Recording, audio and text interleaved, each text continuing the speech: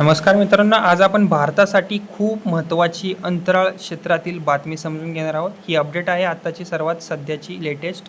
Basically भारताची अंतराळ संशोधन संस्था म्हणजेच Indian Space Research Organisation ISRO ने त्यांच्या क्रायोजेनिक इंजिन टेक्नॉलॉजीमध्ये मोठी प्रगती केली आहे। चला तर आता आपण हा जो मुद्दा आहे अगदी सोप्या भाषेत समजून घेऊ। ओके, आता जी पहिली न्यूज आणि अपडेट सांगायची झाली तर क्रायोजेनिक इंजिन म्हणजे काय हे जर बघायचं झालं सांगायचं झालं तर सर्वात आधी आपल्याला समजून घ्यायचे आहे की क्रायोजेनिक इंजिन म्हणजे नेमके आहे काय।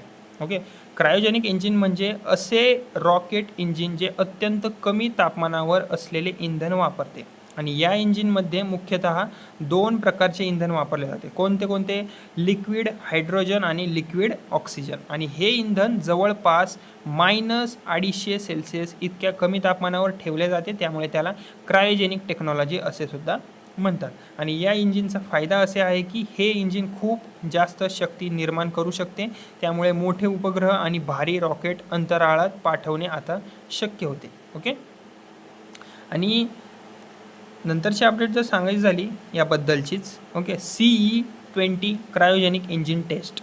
ओके, बेसिकली इस्रोने अलीकडेच CE-20 क्रायोजेनिक इंजिनचा एक महत्त्वाचा हॉट टेस्ट यशस्वीपणे पूर्ण केला आहे। आणि बेसिकली ही जी टेस्ट आहे ना भारतातील ISRO propulsion complex, okay, ISRO propulsion complex, okay, Mahendragiri येथे झाला आहे। आणि या टेस्टमध्ये इंजिनला सुमारे 22 टन थ्रस्ट पॉवरवर चालवून पाहिले गेले आणि ते पूर्णपणे यशस्वीसुद्धा ठरले आहे।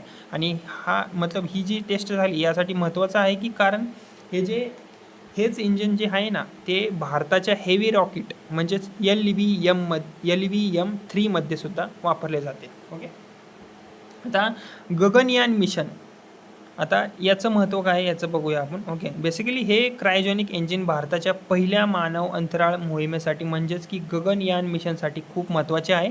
आणि गगनयान मिशनमध्ये भारत प्रथमच भारतीय अंतराळ वीरांना अंतराळ पाठवणार आहे, म्हणूनच या इंजिनवर अनेक प्रकारचे टेस्टसुद्धा केले जात आहेत। तसेच जसे की hot firing test, endurance test, safety test, हे सर्व टेस्ट यासाठी केले जात आहेत की मानवांना सुरक्षितपणे अंतराळात पाठवता येईल। ओके, आणि याचीच जर नंतरची अपडेट आणि न्यूज सांगायची झाली boot strap start technology. Okay, basically इस्रोने या इंजिनसाठी बूट स्ट्रॅप स्टार्ट टेक्नॉलॉजी देखील विकसित केली आहे। या तंत्रज्ञानाचा फायदा असा आहे की इंजिन बाहेरील कोणत्याही सिस्टमशिवाय सुरू होऊ शकते आणि रॉकेटची कार्यक्षमता सुद्धा वाढते आणि भविष्यात इंजिन एकापेक्षा जास्त वेळा सुरू करता येते। आणि ही टेक्नॉलॉजी भविष्यातील डीप स्पेस मिशनसाठी खूप महत्त्वाची ठरू शकते। ओके, आणि भारतासाठी याचे महत्त्व काय ते आपण बघून घेऊया।